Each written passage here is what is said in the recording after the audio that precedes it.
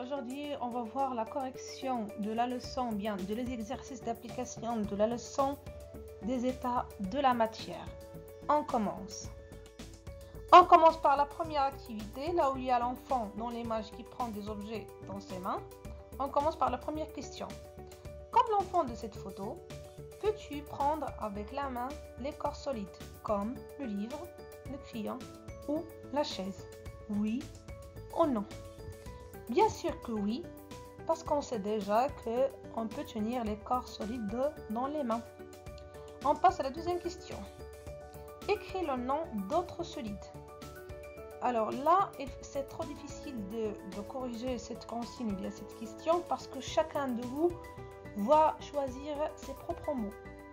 Pour moi, j'ai choisi deux solides compacts comme le bois et le fer, et aussi deux solides non compacts comme le sable et le sémoule. Dans l'activité numéro 2, on a une image à droite cette fois-là d'un enfant qui essaie de retenir l'eau dans ses mains. On va lire la question. Complète les phrases suivantes avec liquide, solide. Je peux tenir un quoi avec ma main? Est-ce que c'est un solide ou bien un liquide? Bien sûr que c'est un solide. Alors, je peux tenir un solide avec ma main, comme un crayon par exemple. On passe maintenant à la deuxième phrase.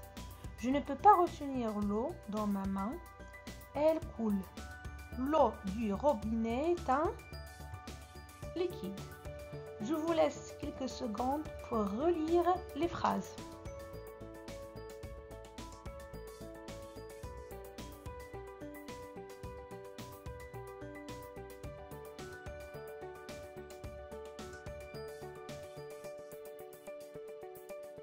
On passe maintenant à la deuxième question. Écris le nom d'autres liquides. Bien sûr, l'autre fois, c'est trop difficile de corriger cette question parce que chacun de vous va choisir ses propres mots. Pour moi, j'ai choisi le thé et l'huile.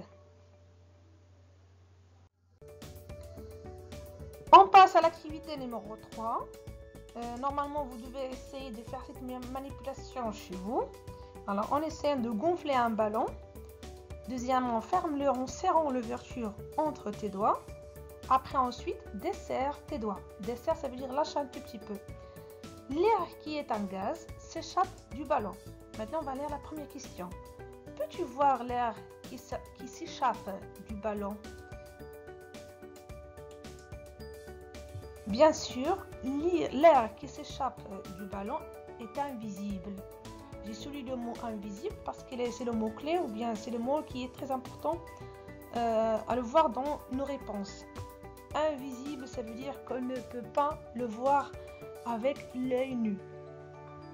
Dernièrement, on doit compléter la phrase. Alors, ce qui s'échappe du ballon? Bien sûr, c'est l'air. L'air qui s'échappe du ballon est un quoi? Est-ce que c'est un solide ou bien un liquide ou bien un gaz? Oui, c'est un gaz. Elle est invisible.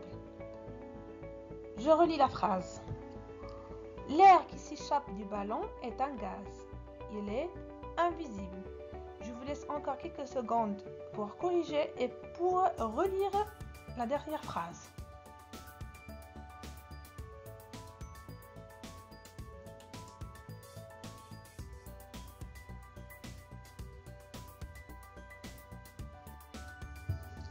Et voilà mes chers élèves, cette fois-là je ne vais pas dire à très bientôt, je vais dire au revoir parce qu'on est arrivé à la correction de la dernière leçon du programme du CE1. On se retrouve la rentrée scolaire prochaine au mois de septembre. D'ici jusqu'à là, prenez soin de vous, prenez soin de vos proches et n'oubliez pas que je vous adore tous et vous m'en manquerez énormément. Au revoir mes adorables élèves du CE1.